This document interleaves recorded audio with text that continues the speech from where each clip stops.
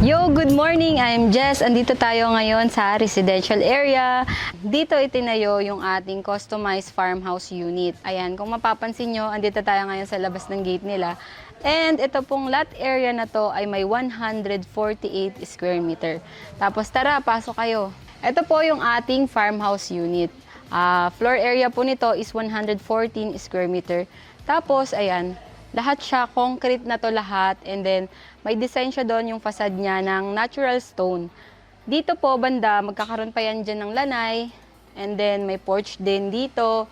Tapos, ito yung magiging entrance niya. Pwede rin pumasok doon banda, pero dito tayo papasok. Dito pala, pagpasok dito, magkakaroon ito ng modular kitchen.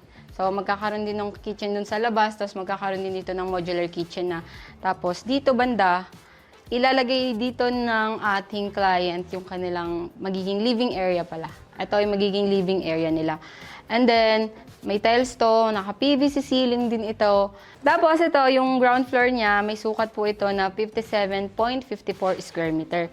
Tapos sa taas naman po, 45.08 square meter.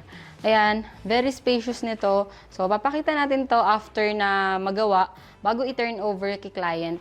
Dito naman, sa side na to, ito yung magiging common CR nila. Medyo malaki din siya. So, ayan siya. Naka-PVC ceiling din yan. May tiles. And then, dito naman, sa bandang part na to, bago mag-stair, dito po yung kanilang master's bedroom. Ayan.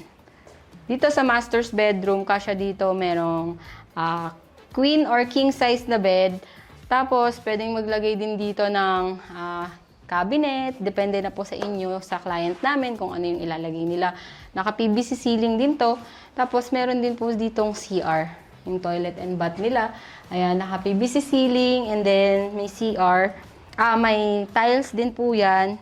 Tapos, dito naman tayo sa taas. Akit naman tayo dito sa taas.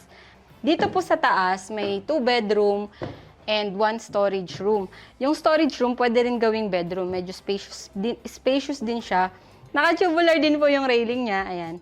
Ito po yung bedroom 1. Sa bedroom 1 natin, ayan, kasya po dito yung double size na bed or queen size na bed. Tapos yung ceiling niya, nag-provide si client dito ng rock wool na kisame para malesen yung init ng ating house.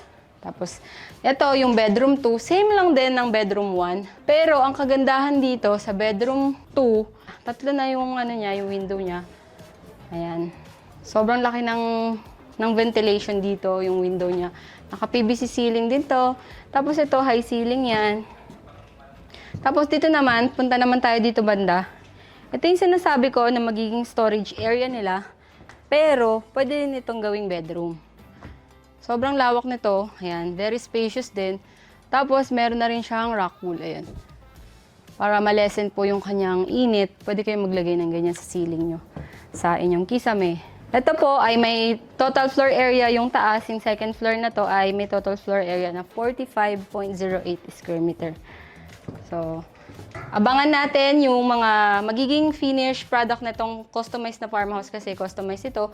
So, mas makikita nyo. Yung mga unit po pala ni Hegdes, pwede nyo i-customize. Makipag-usap lang po kayo sa aming admin assistant.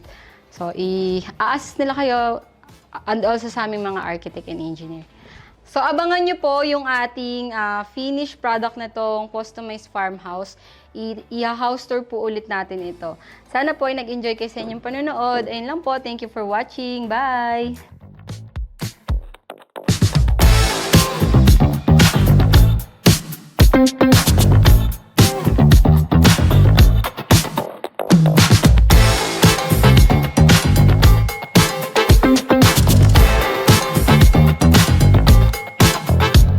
Contact us today for more information.